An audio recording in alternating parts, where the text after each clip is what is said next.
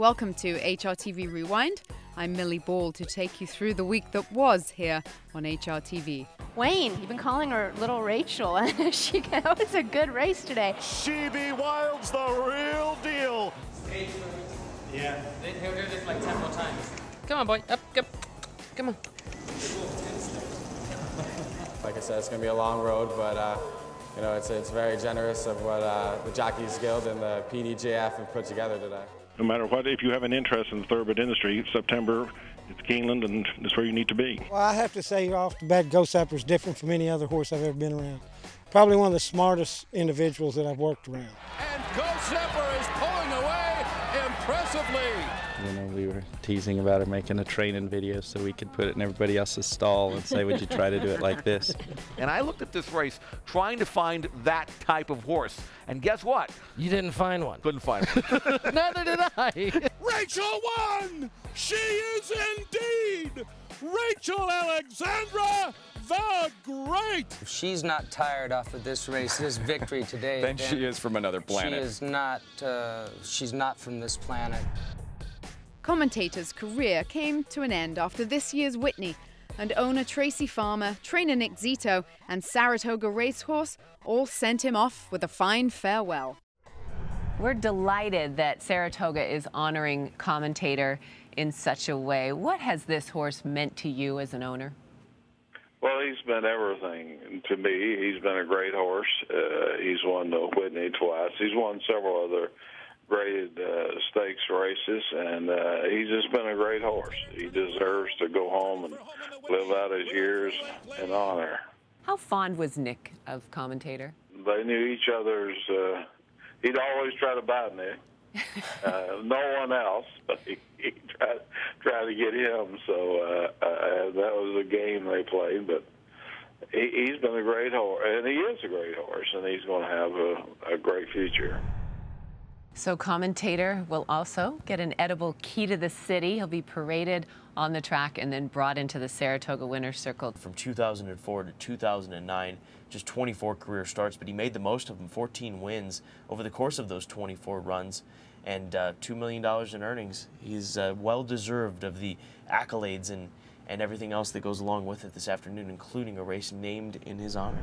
In the final furlong, it's Silver Timber here. Cannonball still keeps coming at him until he got him right there at the wire.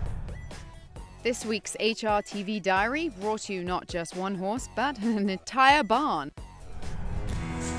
Hi, I'm David Mayer, and I'm going to be taking you on the Doug O'Neill Dream Team Tour. Let's do it. Let's do a little tour of the barn. Through a few of the stalls. What's up, Trevor? Trevor's clever. Who else have we got down here? This is Repo. She worked last Friday.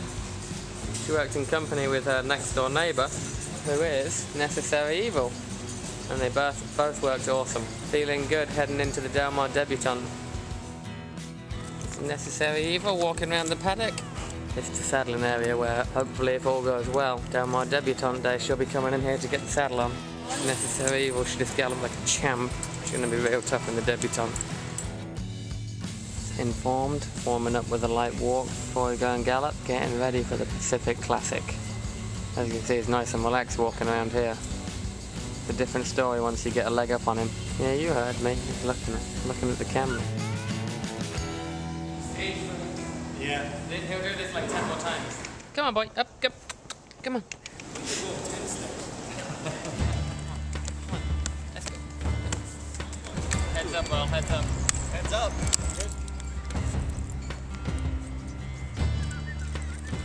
It's informed, coming towards us. Trained, had a bath. Cooling off now. Getting ready to go for some breakfast. He looks like $1 million as well. His coat's fantastic right now. Starting to get excited now. All right, big boy. All right, big boy. Smart horse right there. David Mia giving us a tour of some of the main competitors this weekend for trainer Doug O'Neill, and he's an exercise rider, Gary, that's been around some solid horses in the past. Some solid horses, better than solid. He was part of the team with Singletary when he won the Breeders' Cup Mile in Chicago a few years back, so he's been there, done that, and he loves his horses. Amidst all the competition, the Arlington jockey colony is like family, with fellow jockey Mike Straight in need, brother Matt calls for help from the whole family. Can you tell us a little bit more about the fund and what all the jockeys in the nation are doing today? All the jockeys are coming together today for your brother. Right. All the jockeys have been asked to donate one mount fee for Mike and you know, carry the Don Macbeth Fund, and you know, hopefully he can raise a little more awareness and a little more money for him. Like I said, it's going to be a long road, but you know, it's very generous of what the Jockeys Guild and the PDJF have put together today. Our thoughts and prayers go out to you for what you and your family and your twin brother have been enduring since Michael's accident. What is his condition at this point, and how is he doing mentally? You know, he's resting stable right now, and he's been coming in and out of it, and you know, he's been fighting the whole way. You know, I expected that from Mike. He is a fighter, and you know, right now we just need a little time and patience. It's going to be a long road back, but you know, we're here for the long haul, and you know, I'll be right by his side the whole time. How has this affected your daily approach now to riding? Well, I mean, I think life in general, you know, it's just you can't take it for granted. You know, at any moment in time, you know, life can throw you a curveball, and you know, I've been trying to stay positive throughout this. It's been tough, but it's you know, it's been a humbling experience. Well, Matt, we definitely feel for you today, and we'll be rooting for you and cheering for you. I'm glad to see the jockeys wearing those patches to benefit your brother. And I know this has been hard on you, too. So this day, not only for Michael, but for you, and we wish you the best of luck. I appreciate it, guys, and just keep praying, please. On Against the Odds, Seagull gave you a best bet cold exacta. Hope you cashed in. It is now that time of the show. Now, we here on Against the Odds try and give you best bets of the weekend that win. Jeff, cue camera. We need a winner this weekend. I'm going to try to give you a winner and a cold exacta. How about that? And I think Aaron will play this one as well. We're talking about the Arlington, Washington Lassie Stakes, and I love the way She Be Wild won her last race. I mean, she's got good tactical speed. She can quicken on a dime. She's beautifully bred. She's a little bit of a butterball, and she doesn't stand much more than 15 hands, if that. But she is thoroughly professional. She's trained unbelievably well since her last race, and I think she wins it. And I think Tiz Miz Sue beats everybody else. This is a high potential daughter of Tiz Now, who just broke her maiden by a pole, did it in good time. Should love the distance by Tiz Now, getting better by leaps and bounds. She will make She Be Wild run to the wire. I think it's a cold She Be Wild to Tiz Miz Sue exacta. That's my best play. I gotta exact a box that. Okay, box it both then. look good, and hope Tiz Miz Sue gets there at a better price.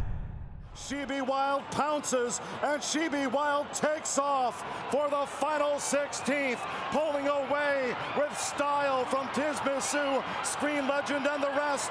She Be Wild ran a magnificent mile. Junior Alvarado for Wayne Catalano. She Be Wild's the real deal. She was in there in tight for a while there. You're wondering, is she going to be able to get out? Were you nervous? I kind of was. Of course I was nervous. Oh my gosh. But Junior has ridden her, you know, 2 other times, and we had total confidence in him. Nice. Yeah, I have a lot of confidence in Junior Alvarado, too. Wayne, you've been calling her Little Rachel. That was a good race today. She's dominating. She's been dominating. What do you do with a runner like this now? Well, she's a nice little filly, and we're very happy with her. Everything went our way today, and she come to the race good. And I noticed that you spotted her a long time ago. You thought she was a good one. I did. When you ran her in that $40,000 maiden claimer. Well, once in a while you have to take shots and do some things, and the opportunity came, or we needed to get a race in her, and we was fighting some shins, and I thought I needed to race her before we missed some race with her, and that's how that come about. And now you got another Grade 3 winner here. Really impressive. Congratulations, guys. Thank you so much. She Be Wild winning the Grade 3. Arlington, Washington Lassie undefeated now, 3 for 3. When HRTV Rewind returns, the real Rachel, and she's a perfect 8 for 8 as a 3-year-old.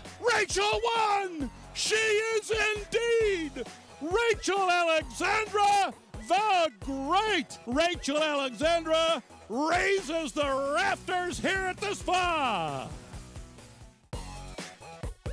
Let's look at a bullet drill. You've done some good work here now. First question, mostly about Rachel here. Now, is the racing media being too much like Jan Brady? Now, what I mean by that is instead of Marsha, it's pretty much been Rachel, Rachel, Rachel. Can't Is get it enough of deserved? Rachel. And of course it's deserved. More Rachel. Bring it on. I wish we would run every week. Can't do that. More Rachel. Pink is a girl color. Pink Floyd may be onto something. Is there anybody out there that can challenge her? Just not if you can hear me. Yeah. No. The answer is no. The answer is no. Kneel down to the queen. Last bullet drill question here. Girl, you'll be a woman soon. And she's already a woman, right? She's a Rachel? woman.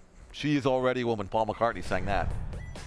Leading up to this week's Woodward, trainer Steve Asmussen sent out his 3-year-old filly for a tune-up at Saratoga. She looked very happy, came back very loose, moved through the stretch very impressively. And I think, the circumstances of this morning's work were ideal. Nice, cool, crisp morning. Racetrack was in great shape, like I said, and I thought she looked as good as we could have hoped. Like 2 weeks ago, it was so foggy you could barely see, and then last week with the weather and, trying to find the best circumstances for. I think that, the sun came out yesterday, got a little breeze, what a welcome relief. She's very special. I mean, she's extremely exciting, she just has a tremendous amount of presence with her, and she's a I think somebody asked me this morning, does she know she's a star? And I very much believe she does. I think she accepts the pressure that's put on her, the attention that she gets, and I think she's really thrived under it. She is extremely impressive. We were teasing about her making a training video so we could put it in everybody else's stall and say, would you try to do it like this? It was all Rachel all the time at the Spa this week in more ways than one. What's the impact of Rachel running in the Woodward Stakes this weekend, trying to make history? There's really, for a remarkable place, there's a remarkable buzz here. She schooled yesterday in the paddock after the 5th race, and people were lined up, I would say conservatively, 7 deep all around the walking ring to just watch her walk.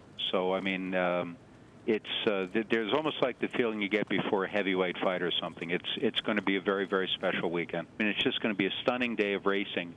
Every customer coming in, as long as supply lasts, will get a commemorative pink button with Rachel's name on it, which I'm proudly wearing one right now.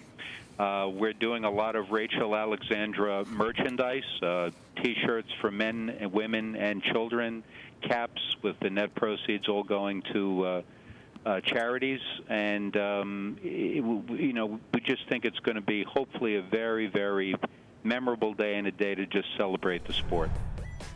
The safest bet in sports might be for Rachel Alexandra to win, but that may not be the smartest. The Against the Odds boys discuss. If you think that there's some way that Rachel Alexandra can beat, and after all, Manowar got beat there, Secretariat got beat there. It can happen at Saratoga, the Graveyard of Favorites. It's actually a good race to bet on because Rachel's taking all the money, and that means everybody else gets inflated. All the other horses are a little higher than they should be. And I looked at this race trying to find that type of horse, and guess what? You didn't find one. Couldn't find one. Neither did I. I couldn't find one. So you can't bet on Rachel. You can't necessarily try to beat her. So maybe what you can do is you can make a cold exacta. You probably could do that.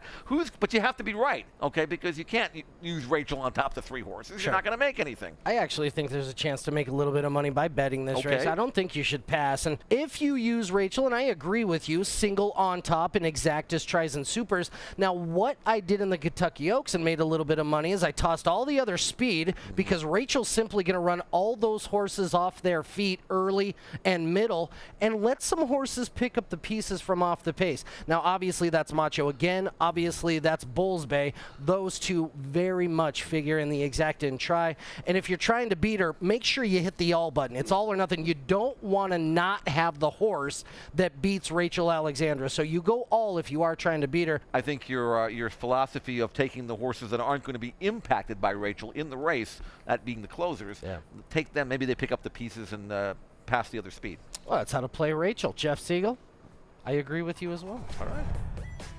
All that hype and all week long, and she did not disappoint when it mattered. I want Rachel because I'm really fast. And the filly did it! Rachel Alexandra! I want Rachel because we're both sweet. Her march to greatness continues. Rachel Alexandra wins eased. I'm a Rachel because I'm so pretty. Here's a filly for the ages, a Haskell legend, Rachel Alexandra did it! I'm a Rachel because I'm a girl. Yeah, go Rachel.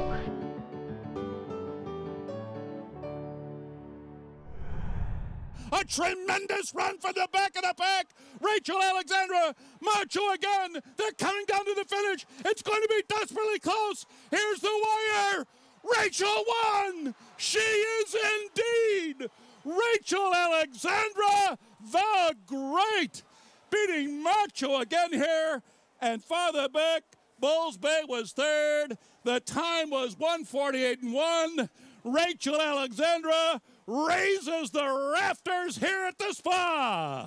They didn't give it to her. She set blazing fractions. She had every right to lay down. She's laying her body down to hang on desperately here for a race that's set up perfectly for Macho again. She hangs on by a head here, and the filly is incredible. Brilliant as she is, as fast as she is, as talented as she is, but the grit and determination that she displayed today, in my book, takes her up even another level. Yeah, I mean, this was a historic race today, as I said, and I'm sure that they'll analyze how she comes out of this race. If she's not tired off of this race, this victory today, then she is from another planet. She is not. She's not from this planet. I've got a feeling she will be a little sleepy, but say she does bounce back from this race. You've got a filly that is dead fit right now. She's invincible. Can you put her away? Sometimes you risk the injury in a horse being so fresh. You can't just let them down all at once. So I'm sure they'll come out with a statement in 5 or 6 days of whether that was it for the year, and if it was, it's a well-deserved rest. Coming up on HRTV Rewind, Keeneland's September sale. No matter what, if you have an interest in the thoroughbred industry, September, it's Keeneland, and that's where you need to be. And Pursuit of the Cup, remembering a champion. Go Sepper kicking clear, and Go Sepper is pulling away impressively. The Keeneland September sale is right around the corner, and as Jeffrey Russell explains, there is much to look forward to. Well, Bernardini was a big name up at the recent Fasig-Tipton sale, and are there any other sires, first-year sires, that you guys are looking forward to seeing getting a lot of attention through the sales ring? I mean, there's no mistake that Bernardini is one of the top names at the moment. But I mean, you've also horses like Bluegrass Cat and Henny Hughes, First Samurai. There's a whole pile of nice young sires coming out there this year. What advice can you give new buyers that are coming into Keeneland with the enormity of the sale, a 2-week stretch, and just one dark day in the middle? How do you help prepare buyers to handle this? Well, I mean, the great thing about the Keeneland September sale is that we have a horse for every budget. So anybody who is interested in owning the thoroughbred, basically one-stop shopping for you. Come early to the top end, the middle market, or even at the lower end.